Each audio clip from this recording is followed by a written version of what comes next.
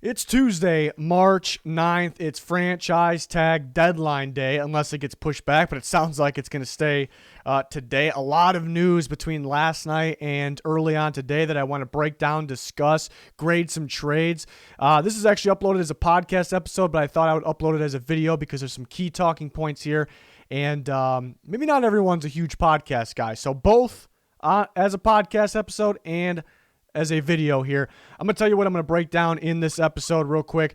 I'm going to talk about Dak Prescott's new contract. It's an interesting contract, what it means for the Cowboys. We'll break that down. A couple trades went down. Trent Brown traded the Patriots. I'll grade both teams in the trade, and there's a lot that goes with this. What's going on with the Patriots? What does it mean for the Patriots? What does it mean for the Raiders? We'll break down the Isaiah Wilson trade as well, grade that very quickly. There was quite a few cuts between yesterday and early today. We'll break those down. A lot of tag news, some big-time players getting tagged, maybe some surprises. Some guys not getting tagged, some surprises, and we're still waiting on some big players. Some news might break as I'm recording that, so as I'm recording this, so I'll kind of break that live as it happens. In a couple other news, some guys taking pay cuts, some extensions that could be incoming. And then we'll cover Orlando Brown, too, a potential trade. We knew about that. What news broke today that could affect Orlando Brown. So I'll break that all down here. Make sure you follow our podcast, check it out, subscribe to our YouTube channel, full NFL coverage, breaking down all the news. We break it all down instantly on our Twitter at GoDowsNFL. And, we're going to grade every single free agency signing and big-time trade, the smaller trades within the podcast, so we end up grading everything possible. So let's start with just talk about Dak Prescott. He got that contract. It was 4-year, $160 million. We did predict if he didn't get the tag, which technically he got the tag first. He still got the tag, and then they signed him long-term, even though that's not the order the news broke. But I was predicting him to either get $37.7 million per year or $40 million per year. And he, with the franchise tag, he got $37.7, but then he signed the contract and that ended up being 4-year, $160 million, $40 million per year. So pretty accurate on that one. Cap hit this year is actually going to be 22.2, which how do you get $40 million per year to 22.2 cap hit? Well, they actually added 2 void years on the end of his contract. Pretty interesting with the void years. Basically, they're almost non-existent years because the players aren't technically under contract with those void years, but they're years that you pay the players. So you're paying them not to play for you, basically. But he made, another extension. He actually might be playing for them there, but that would go on top of what he's getting paid. But the point is basically to spread the money out so you get less of a cap hit. Therefore, they get to that $22.2 million cap hit this year, which allows them to have some extra space. But they're going to be right. It depends on the team salary cap number. It should be announced anytime now, really. But they're right around 0, maybe slightly positive, up to $2 million positive. Could be down to negative $2 million. Depends on the team salary. So that kind of gives you the range. -2 to positive $2 million in cap space. Not ideal, but they could restructure. Talked about this in the past. They can restructure DeMarcus Lawrence. They can restructure Amari Cooper and other guys, but those are the 2 big ones. A lot of potential savings there, so they can clear some space. There's some minor cuts they can make. We could expect that to happen. But Dak gets his contract extension, $40 million per year, makes sense to me. And he could potentially get a bigger contract once that deal is up there. So, yeah, that made sense. The franchise tag would have made sense as well. There really wasn't a lose situation, in my opinion, unless they crushed the $40 million per year number, which wasn't the case. So, overall, I mean, you're keeping Dak around. He's your guy. I'm a big fan of Dak. He's still got some upside. You got to feel, So overall, I think it's a win. In the back of your mind, you do think about he just had a gruesome injury. What if he's not the same? What if he gets hurt again? It's tough to think that way, but you do kind of start thinking that way. And the contract would really backfire if that was the case. But you can't really overthink things. You got a quarterback. It's rare to find this good of a quarterback. You got to lock him up when you can. So that is my quick thoughts on the Dak Prescott contract. He's going to be the highest paid player of this offseason, which was projected by everybody, and no one's going to top that $40 million per year, of course. On to some trades. Now, if you're watching this in the video, I do have some graphics made for this. And then here's our Twitter, at GoDows NFL, just constantly talking about everything, constant updates. You're really missing out if you're not following it. But to the trades, Trent Brown got traded back to the Patriots. He was a New England Patriot. He played very well there, and that's what got him the big contract to the Raiders. But the Patriots will receive Trent Brown in a 2022, so next year's draft, 7th-round pick, and the Raiders getting a 2022 5th-round pick. So it's a swap, a 7 and a 5 swap, and the Patriots get Trent Brown. I was surprised by this. I've been breaking down potential trades, talk about potential, maybe the Seahawks, maybe the Bengals, and it's, possible he can stay put. So I was kind of way off of my trade projections or what a trade would look like in terms of a Trent Brown trade. The Raiders came out and said that they would either trade him or keep him. Cutting him wasn't a possibility, and that clearly feels like they were bluffing, and nobody really, and everyone kind of, figured out they're bluffing, I think. I thought, because they made it seem like they weren't desperate to move him, I thought they can get a lot more. Also, he's a very good right tackle. He was only out last year for the most part because of COVID-type situations. And he has had injuries, but I wasn't really labeling him an injured prone. He's going to for sure miss a bunch of guys. I wasn't viewing him like that, Maybe that's me, but really good right tackle, a shortage on good tackles in general, a bunch of teams that are desperate for tackles, specifically right tackles. A lot of good edge rushers these days rushing from that side of the ball against those right tackles. So I thought they would get way more value than this. And it felt like it went from they're not desperate to move him, they don't want to cut him, they're either going to trade or keep because they need him at right tackle, to the ultimate desperation trade, in my opinion, because it just feels like they didn't wait around for any offers. I think as soon as the team's salary cap would have been decided, and it is a little bit of a gamble because it could have been on the lower end, but I think it would have been a little higher than what people are projecting right now. Then teams would have came in, all right, we could afford to take in his cap hit, and they would have got a lot more. There's a lot of teams that are more desperate than the Patriots. So I thought the Raiders showed some desperation, which I did not expect with this, and they just hurried up and took the quickest offer, and it looked like they would have cut him. So I guess that's the only positive here. Maybe they would have cut him anyway, so I guess they got something, but they got a 2022 swap. But I don't know. I truly think if they waited a little bit, they could have got more. Teams were desperate for tackles. And the Raiders are creating more holes. They already have a bunch of holes across the defense. They have holes at receiver. They cut Gabe Jackson. They cut Incognito. They may get Incognito back. Let's hope they do.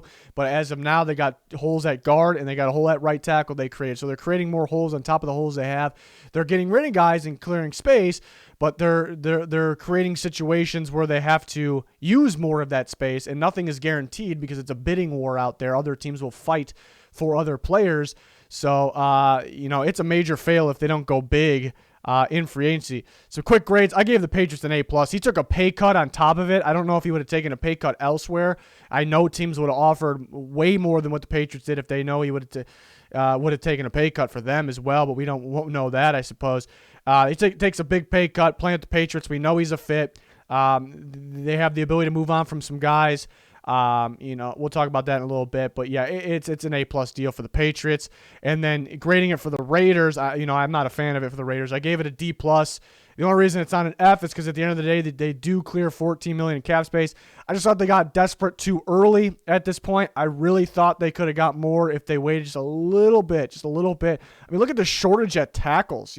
Even Cam Robinson got the franchise tag, and we'll talk about that in a little bit. But I just don't see how you can't get more for this. Just not a good job, showing. They better be careful with Marcus Mariota too. I keep talking about that. They better not get undervalued for that. Teams are looking to have him as a starting quarterback, so they for that one they might do the opposite. They might wait around too long. Right now they're okay. You can wait around a little longer, but yeah, I'm not a big fan for this. The Raiders, they're creating more holes. They have space. That's good, but. Yeah, pretty interesting stuff. We are going to circle back to my thoughts on what this means for the Patriots and the Raiders, mainly the Patriots. But I want to talk about the Isaiah Wilson trade real quick. Isaiah Wilson was a first-round pick last year. I did not like that pick. Talent grade, I had a third-round grade on him. None of us knew about the off-the-field issues. So I did not like that pick for the Titans. The only positive thing was he was a good fit. He's a very, very good run-blocking right tackle. It's what they needed to replace Jack Conklin. So that was a pretty good fit. But grading that whole thing is different than this. That was obviously an F, ends up being for the Titans on the actual draft pick. But here we are. He doesn't want to play for the Titans anymore. They have no interest in him because of his off-the-field issues. They're going to move on from him, and they do here in a trade. The Dolphins get Isaiah Wilson, right tackle from Georgia just a year ago, a 2022 7th-round pick. Titans get a 2021 7th-round pick. So it's a swap of 7th-rounders for this year and next year. So it's very, very little. And again, the Dolphins get the right tackle with some upside, obviously, but some off-the-field issues. But to grade this real quick, I actually give the Titans an A+, and people may look at this a different way. Grading them on the pass and their pick of Isaiah Wilson is not this subject. That's in the past. That's an F, obviously. But right now, given the circumstances, it wasn't working out. They're moving on from him for sure.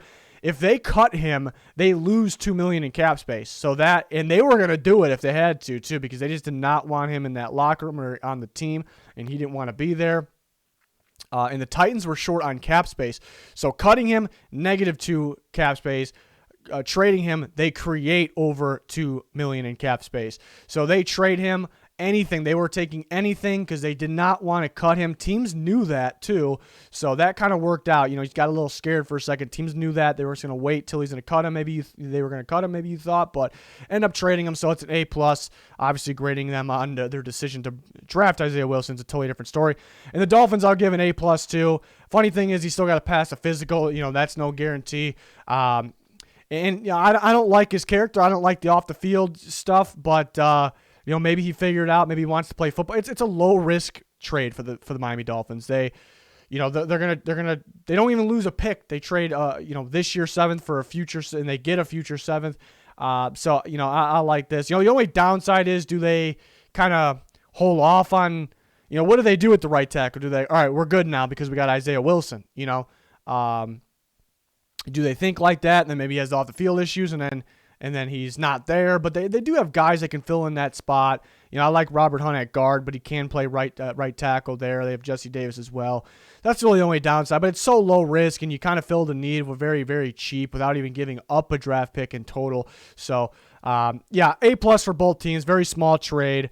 And then kind of going back to, I don't really have anything else on that. The Titans, they got Dennis Kelly. They're not going to get desperate for a right tackle. Again, the Dolphins, we'll see how that works out. Oh, yeah, Penei Sewell. What was, people thought maybe they'd draft Penei Sewell, but now it kind of looks like they could go Austin Jackson at left tackle, and they can go Isaiah Wilson at right tackle, and then you got Flowers and Hunt at guard, and they need a center. So maybe they don't go Penei Sewell, but there is a slight chance maybe they don't like what they saw from Austin Jackson. I didn't really like that pick, but he did kind of play better than expected. Not that he was good, but I just didn't think he'd do much at all in the first year.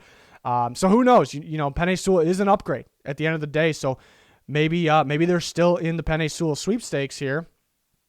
And but maybe it starts to lean towards a guy like Jamar Chase a little more, or a trade back perhaps. So I guess that's the most interesting part about that deal. But yeah, back to the Patriots. What does this mean for the Patriots? We didn't really think that was a landing spot for Trent Brown, because did they really need him? They're getting opt-outs back. It was projected to be a guy like Isaiah Wynn at left tackle, and they get Mason back. He's a guard. Onwenu, who's a fantastic guard out of Michigan as a rookie. He's that guard. They need a center. And now they have the right, and Marcus Cannon was going to be the right tackle. He was an opt-out, but they get Trent Brown back. So, the out of all those spots, obviously they need a center. Again, Joe Thuney can play center. He was a guard for them, but it's kind of looking like they'll let him test free agency, but maybe they bring him back for center, but that'd be one damn expensive center. So I don't think so. So center is the biggest need, but if you look at across the board at the other spots, maybe your biggest chance at upgrade is left tackle over Isaiah Wynn. So maybe between Marcus Cannon and Trent Brown, they think one can play left tackle. If that is not the case, they view both as a right tackle. Expect a Marcus Cannon cut incoming to save $7 million in cap space. Patriots are still have plenty of cap space, but sure, that helps. So that's something to look out for. If Marcus Cannon doesn't get cut, at all, it's looking like one of Trent Brown or Marcus Cannon is going to play left tackle. So we'll see there. But Onwenu, there was some thoughts that he can play tackle because he played a little bit there his rookie year. He was good at guard and tackle. And they can bring back Thuney, but now right tackle is definitely going to be filled no matter who it is, but likely Trent Brown, as we discussed. they don't really need to bring Tooney back, so they're set at guard there for the most part. So we'll see if they bring David Andrews back at center or who they bring in. They got plenty of cap space, so that is pretty interesting. Joe Tooney will test the market. I think he'll have a pretty. I think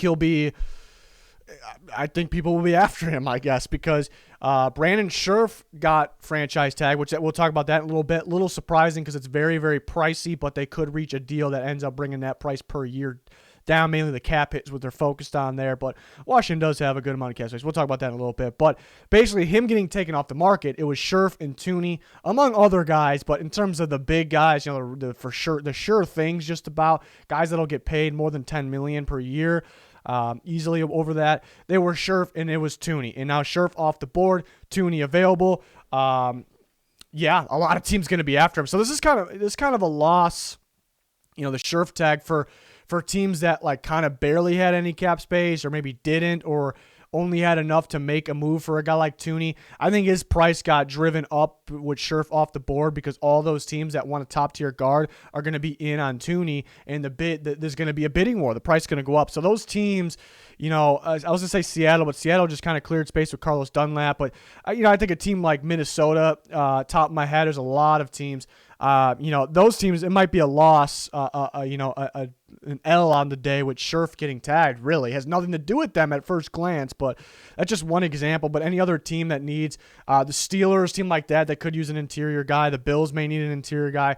Teams like that, Scherf getting tagged is an L because the price got driven up with Joe Tooney. I think he's going to get a payday. Obviously, we have the teams in our mind, Jags, Jets, Bengals, Seahawks. I mentioned. Some other, we'll talk about that. We'll have our predictions at a future time. But Joe Tooney, it's a win for him. Scherf getting tagged, and he'll be moving on, it looks like.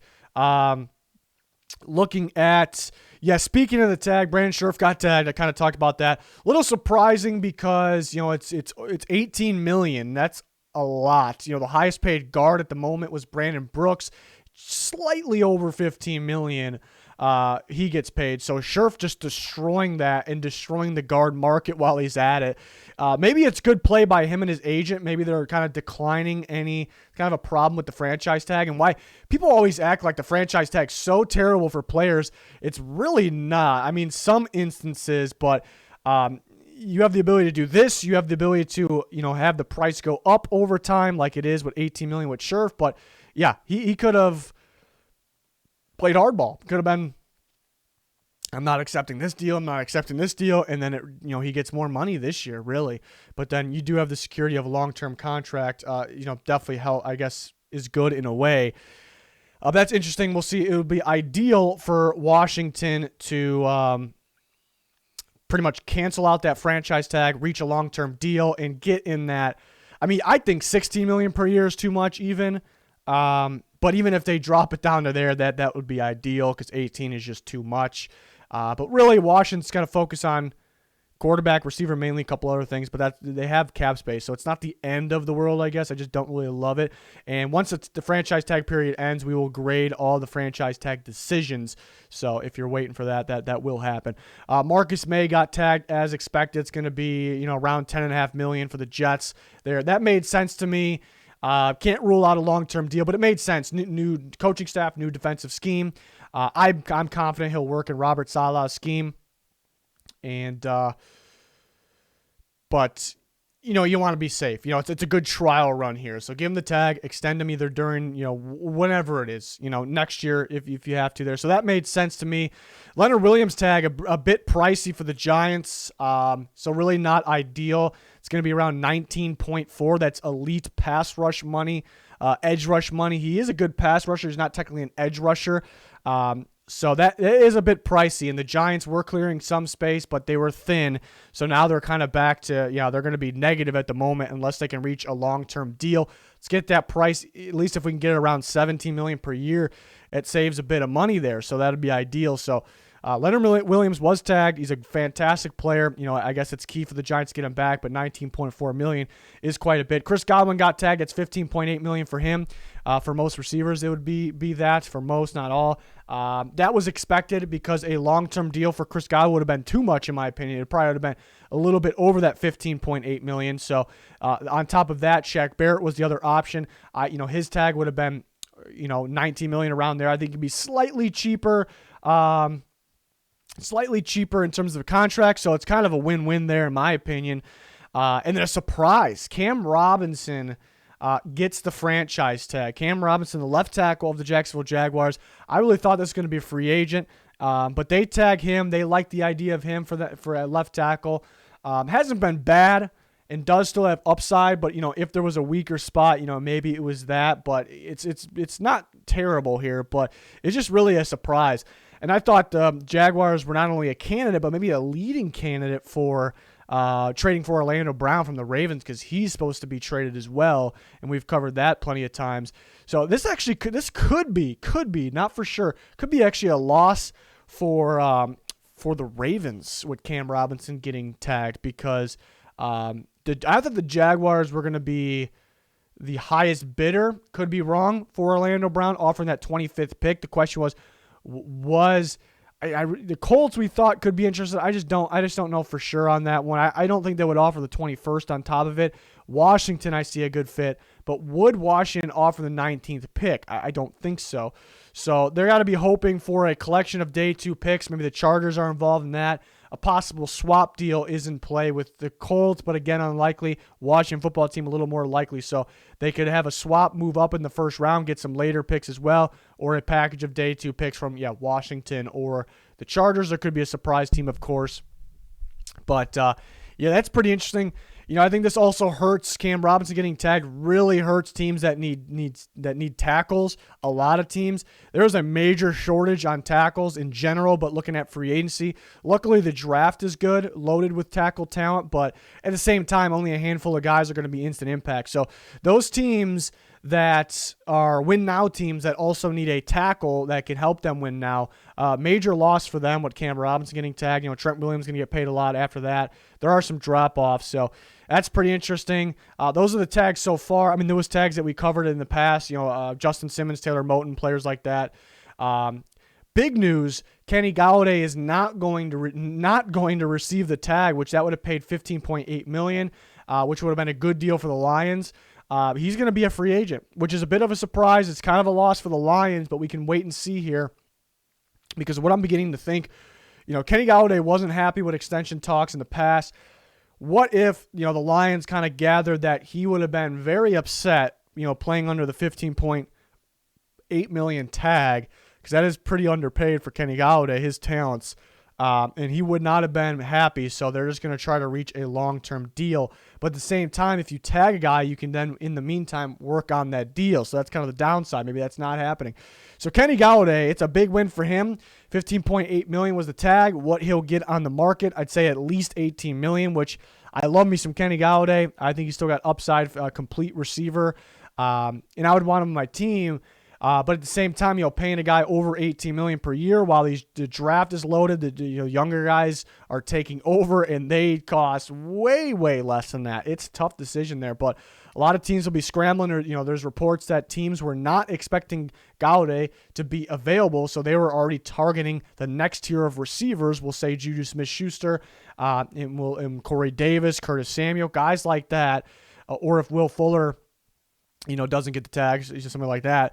So now teams are scrambling to change their plans, and it's, maybe go after Kenny Golladay. So a long list of teams interested.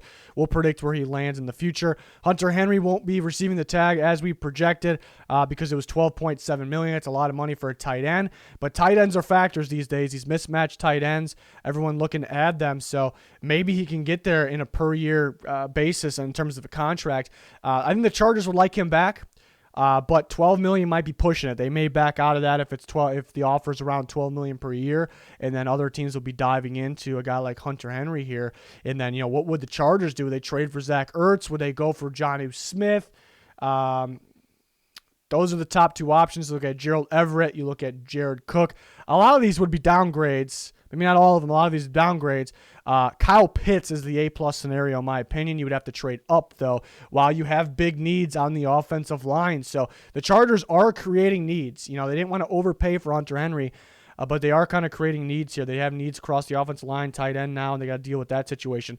Bud Dupree's not going to get the tag, kind of was expected, but will be a major loss for the Steelers. I think he's a big-time free agent as long as he's healthy. He's progressing very well in that category, so can't wait to see who lands him. It's a big-time player in my opinion.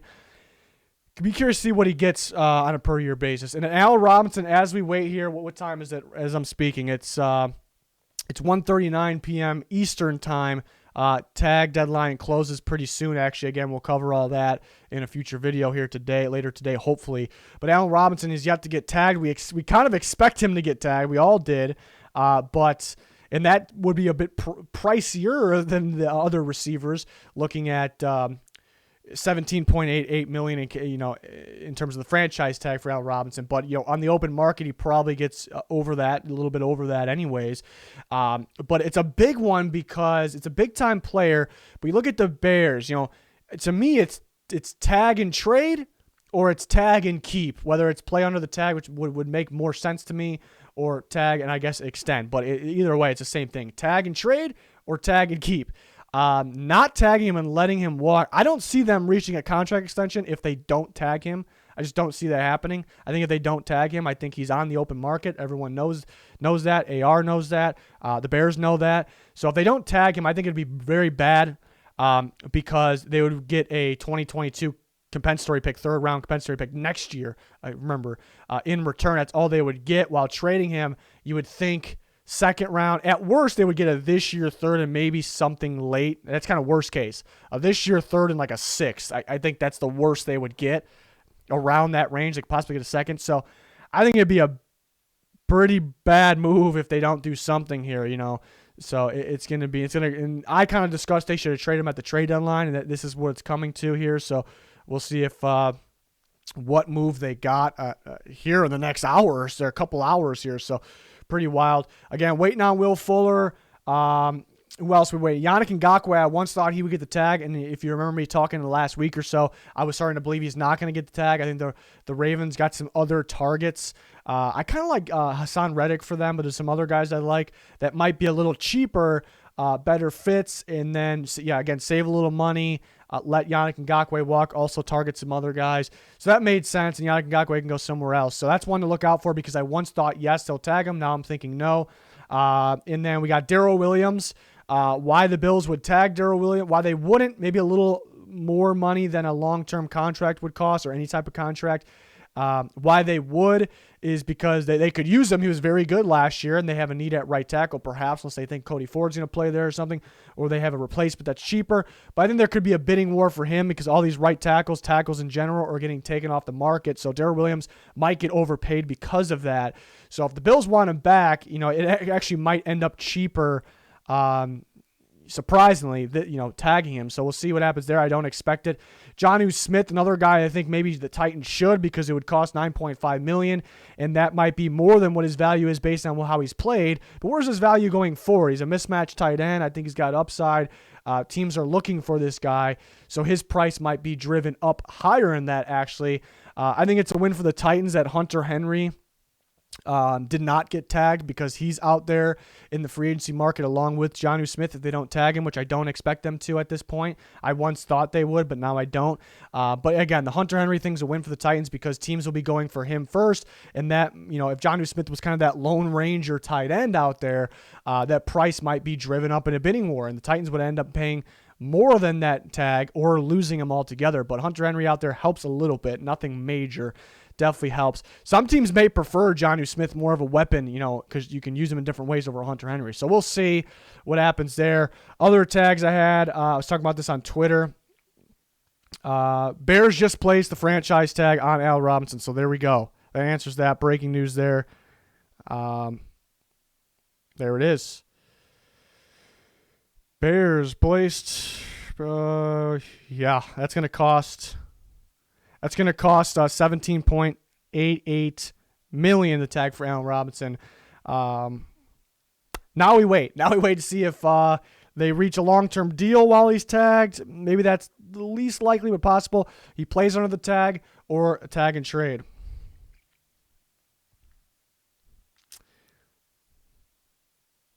But we were just talking about that too. The news just broke, so that's interesting stuff. Where was I at? I was going down. Aaron Jones could be tagged. It's cheaper than what his contract would be, but to the Packers got to they need to clear more money. They need all the money they can get. Do they spend it on? I don't think they'll spend it on a center. That wouldn't make much sense. Corey Linsley wouldn't make much sense. Aaron Jones, do they spend it on him? $8.5 million. I don't think so. Chris Carson for the Seahawks. I don't think so. He's talent-wise, he's definitely worth the $8.5 million, but injuries and Seahawks need to save their money to appeal to Russell Wilson a little more. John Johnson would be around 10.5 for the Rams. They're a little low on cap space. They don't have anybody as good as John Johnson on their team, but they got a load of solid. I think Taylor Rapp could be as good. I think they'll be fine without him. It's a loss, but I don't think it's as major as people make it out to be there if they do lose him. And then you look at the Bengals as well. You look at guys like Carl Lawson, William Jackson, and possibilities there. I felt like they were going to be free agents, but we will see. Other things I kind of want to talk about really quick. Some cuts that happened. LaMarcus Joyner reprojected that. Yeah, the Raiders need to clear that space.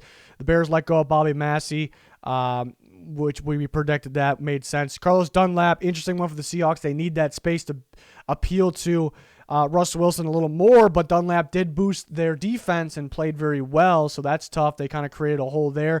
He had zero dead cap, so that means teams could re-sign him for cheaper, but he may test the market first there, so that's an interesting one. Somebody might pay more than what the Seahawks want to bring him back cheaper for, so we'll see what happens there, but at least they did clear about $14 million in cap space, and then James Carpenter, which we expected as well for the Falcons, clears $4 million in cap space. Falcons offense line, if they find another serious guard, legit guard, that could be like the last piece of the puzzle there. So under that Arthur Smith scheme, which is very important in the offensive line. So that could be big. A couple pay cuts went down. Mitch Morse, the Bills center, took a pay cut of $2 million, which is fantastic. It's respectable. Not a restructure, it's a pay cut. So $2 million clear for the Bills. They were barely had positive, so that definitely helps. Funchess took a small pay cut with the Packers. You almost forget Packers signed Devin Funchess last offseason. He opted out, so they kind of got better in a way at receiver a little bit. They need some more speed. And then Saints are talking extensions. We talked about that with exact numbers. And, I did the math. We'll see how exact they are, I guess. But if they extend Marshawn Lattimore, Ryan Ramczyk, they actually can clear money depending on how many years they extend it for. We got all the scenarios on our Twitter. They would clear like the $6-7 million range for both each of them if they extended them and restructured them, which I would expect the Saints to clear more space. So that's something to look out for. But Kyle Long also unretired, so that's kind of a surprising one. He was with the Bears. He was really good. Then he was starting to struggle a little bit. Now he's in better shape. He looks a lot lighter, but I guess he's weighing in. He looks in way better shape, but looks lighter. But I guess he's weighing in at pretty heavy weight still, so it looks like solid muscle, so that's pretty crazy. Good time for him to come back because, again, tackles are getting taken off the board on top of a very weak tackle free agency class, even though Trent Williams is very good. So Kyle Long should have some takers, should have some good takers. I don't expect him back with the Bears if anybody was wondering, but we'll see. But I just don't expect that. I don't know if things ended well. We will see, but the news is breaking as we speak. Again, Al Robinson tag. So that's good for the Bears. It's good because not just letting him walk would have been a fail, in my opinion. Now we wait to see the Browns release Adrian Claiborne, saving $3 million. Thought about that being a possibility at one point, but $3 million is pretty good for a good rotation pass rusher. So that's why I decided that probably wouldn't happen, but it happened. So the Browns release Adrian Claiborne. I'm tweeting it. And if you're not following our Twitter, I don't know what you're doing here. But yeah, as we're talking, we got news breaking here. But we will cover all the tags in a separate video on the YouTube channel. There we go. All right. It's hard to talk and type at the same time for some reason. Okay. More franchise tags we're waiting for, but again, we're going to have a franchise tag video hopefully later today. We're working on a lot of other things. We got more content than anybody here, so we're constantly working on this stuff, but I want to grade all the franchise tag decisions. That might even factor in the guys that didn't get tagged, too. We'll take a look at, so we'll break all that down more. A lot more news will break throughout the day. It's not, free agency hasn't even started yet. Restructures kind of got quiet. I think those are really going to start heating up. Restructured contracts. So a lot of big news on the way leading up to next Monday, and then even bigger news, actual free agency signings. So we'll have you covered for everything right away on our Twitter. So make sure you follow that at Goathouse NFL. But yeah, that's going to do it. I'm sure news will break the second I sign off. But thanks everyone for listening or watching, whether it's podcast or YouTube video. Appreciate you very much. But that's going to do it. Goodbye.